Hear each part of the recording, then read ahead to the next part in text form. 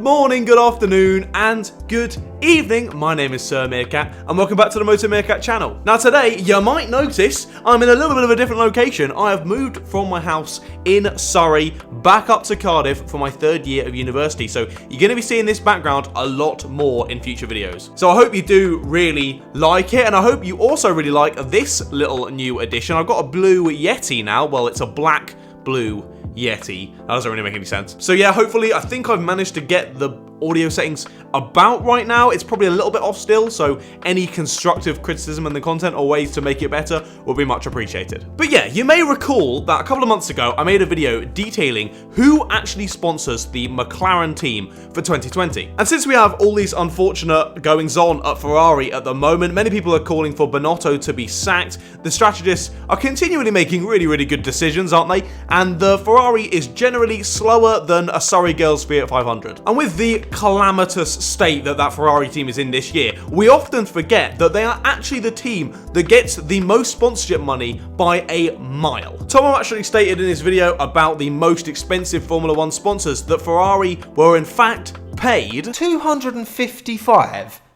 to $285 million. They absolutely clean up. Ferrari have over 30 sponsors and partners, but in this video today, I'm just going to be focusing on the sponsors that appear on the SF1000. So let's have a look at just who makes up those millions of dollars being pumped into the Ferrari bank account every year, starting with UPS.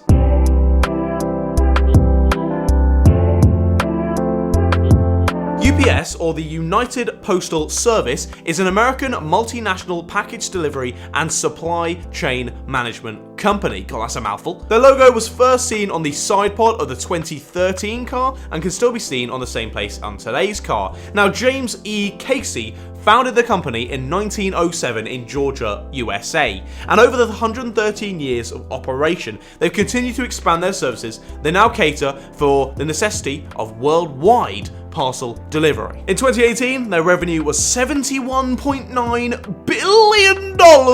Bloody hell, that's a lot of money. And with that level of cash flow and a seemingly strong, long-standing relationship with Ferrari, it's looking like that UPS logo is going to be on the side of the Ferrari for the foreseeable future. But the colours clash, don't they? It's not very nice, but hey-ho, they got a lot of money.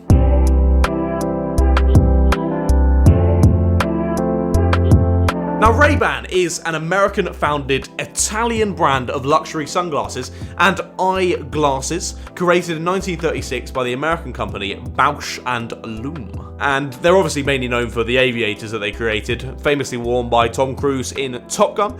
Damn, he looking sexy. But in 1999, Bausch & Lomb, I hope I'm pronouncing that right, they sold the brand to the Italian eyewear conglomerate Luxottica for a reported $640 million. But it wasn't until 2015 when their logo would be featured on the Ferrari car for the first time on the side pod specifically, and it can be found in the same place on today's car, as well as twice on each side of the driver's headrest. I can't tell you Ray-Ban's revenue because obviously they're included in Luxottica, but in 2019, Luxottica got a revenue of $11.2 billion. Similarly to UPS, it's looking like that logo is going to be there for a while.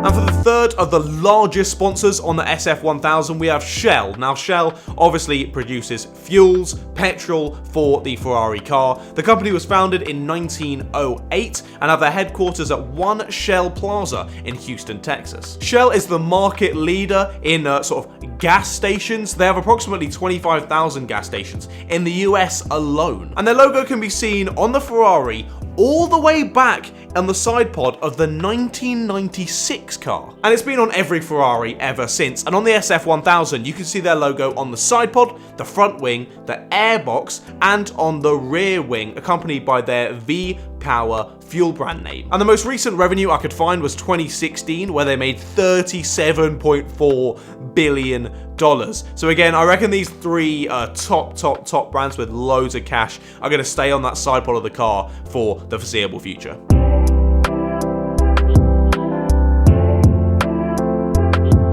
Marl is a German automotive parts manufacturer based in Stuttgart in Germany that was founded in 1920. Now, as of 2018, they employed 80,000 people in 160 production plants and 16 major research centers in Germany, Great Britain, United States, Brazil, Japan, China, India, Spain, Slovenia, and Luxembourg.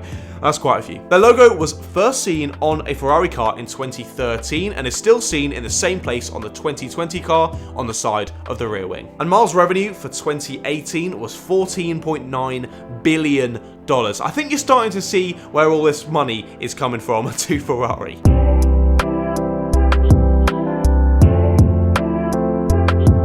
Hublot is a Swiss luxury watchmaker founded in 1980 by Italian Carlo Crocco. That's a cool name. That is a cool name. To this day, the company is still relatively small, only employing around 200 people, but in 2018, their revenue was over $310 million. So even though they're small, they're pretty well-respected luxury brand, and they were recently bought out by LVMH, who, if you don't know, are Louis Vuitton, Moet, Hennessy. So some pretty big brands. Same as Marl, the Hublot logo can first be seen on the 2013 car, and the watchmaker's logo can still be seen on the same place on the SF1000 on the side of the driver's headrest.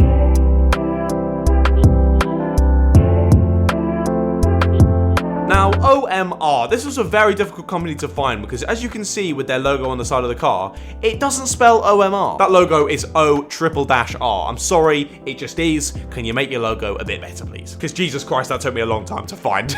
Anyway, OMR are an Italian company that develop, manufacture, and supply engines and transmission components for cars, motorbikes, construction machinery, agricultural machinery, lorries, basically you name it, they'll make some parts for it. And they obviously have a great relationship with Ferrari, as their logo can be seen on the 2001 Ferrari car. At the time, they simply occupied one of the smaller sponsorship spaces near the floor of the car, but on the 2020 car, they managed to make their way onto the side of the cockpit, so fair play.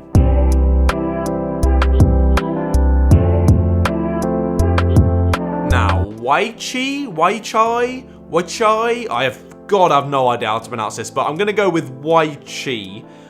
They are a state-owned Chinese company specializing in research and development, manufacturing, and the sale of diesel engines, obviously for use in like cars, vans, boats, generators, all things like that. The company was founded back in 2002, but we wouldn't see the logo on the Ferrari car until 2014, where it can be seen on the top side of the cockpit, where it remains today.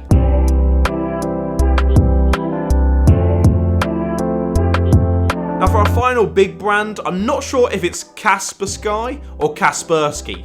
So I reckon, since I realised from researching that it is the guy's last name, so I reckon it is Kaspersky, so we're going to go with that. Now these guys you've probably heard of. They make adverts in between the Formula 1 coverage, so you've seen ad breaks where they use the Ferrari cars to advertise their company. And Kaspersky is one of the biggest cyber security companies and provides antivirus software to millions of users worldwide. They were initially founded in Moscow in 1997, but they currently operate out of London, and in 2019 they received a revenue of $685 million.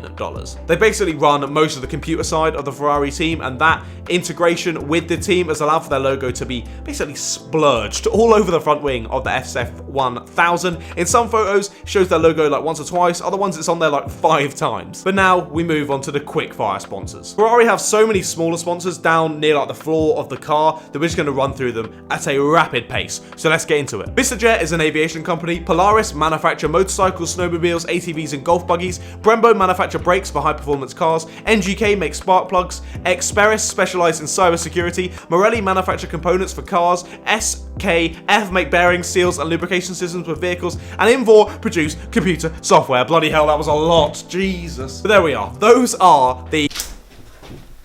Wait, hold on a second. You forgot Mission Winnow. They're literally the biggest sponsor on the car, you idiot. Alright, piss off, mate. I left them out basically because, firstly, other creators have made great videos talking all about Mission Winnow that you should go and check out. I'll pop some in the description below. And also, they're basically just marketing bollocks. They literally are. They're owned by one of the biggest tobacco brands And their whole branding is, "All smoking is bad." What a stupid statement. And now that that's cleared up, thank you very much for watching another video on the Moto Meerkat channel. I do really appreciate it. If you did enjoy the video, be sure to drop a little like on it and subscribe to the channel down below as well, because I make new motorsport content very, very frequently. But otherwise, again, thank you for watching, and I'll see all of you meerkats later. Goodbye, guys.